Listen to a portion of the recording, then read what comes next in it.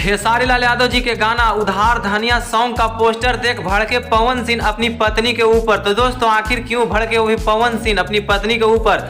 उधार धनिया का पोस्टर देख खेसारी लाल यादव जी का गाना का बताएंगे आपको पूरे खबर की जानकारी, वो भी पूरे डिटेल के माध्यम से। लेकिन उससे पहले अगर आप हमारे चैनल पर नए हैं तो वीडियो को लाइक कर चैनल को सब्सक्राइब जरूर करें और बिना समय लेते हुए आइए वीडियो को शुरू कर देते हैं। तो दोस्तों आपको बताना चाहते हैं खेसारी लाल यादव जी का एक सॉन्ग का पोस्टर रिलीज हुआ है जिस सॉन्ग का नाम है उधार धनिया।